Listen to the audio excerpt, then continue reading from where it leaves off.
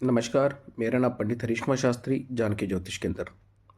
आज आपको मैं एक अच्छा समय और बुरे समय के बारे में एक रोचक कहानी सुनाना चाहता हूँ।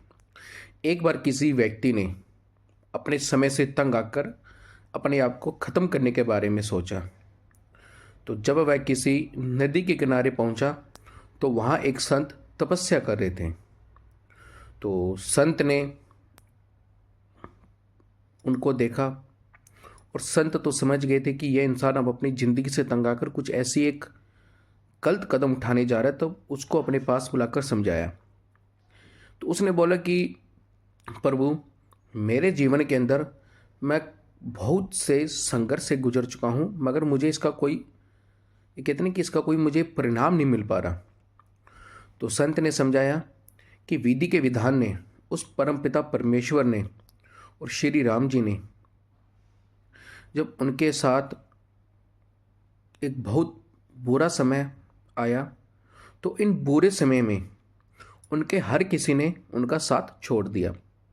ये होता है कि आपकी समझ, मगर संतों की वाणी के अनुसार कि हर किसी व्यक्ति के बुरे समय में जो इंसान के मुखौटे होते हैं वह रियल के रूप में, मतलब बुरे समय में इंसान के जो मुखौटे होते हैं वो उतर जाते हैं, यानी उनका एक असली रंग दिख जाता है।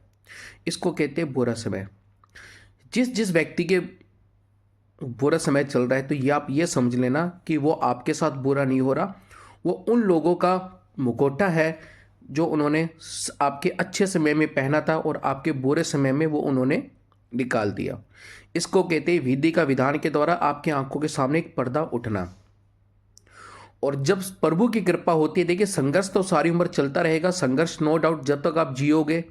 इसके बाद जब आपकी मृत्यु हो जाएगी वहां तक भी संघर्ष चलेगा, आपके जलने तक का भी संघर्ष होगा। इंसान कहते हैं कि जब प्रभु की, शाम की, भोले बाबा की कृपा होती है, तो इंसान का जो संघर्ष होता है वो मेहनत के रूप के अंदर उसके कई प्रकार के चार चांद लग जाते हैं। जब इंसान का बुरा समय आता है, संघर्ष खत्म नहीं हो, तो इंसान सारी उम्र अपने पैरों से धरती नाप लेता, मगर उसका संघर्ष खत्म नहीं होता। तो संत ने ये समझाना चाहा कि बेटा, बुरे समय में तो लोगों ने अपने मुख के मुखौटे उतार दिए हैं, और अच्छा समय आएगा तब ये समझ लेना कि ये इंसान गलत था, और अच्छे समय में इनसे दूरी बनानी है मुझे। कहते हैं कि साधु संत की वाणी समझे परमपिता परमेश्वर की वाणी एक समान है। साधु संत का बोला और परमात्मा का बोला एक समान है। तो उनकी वाणी समझिए और उनके अनुसार, उपदेश के अनुसार कार्य कीजिए। जय श्री राम, जय श्री महाकाल।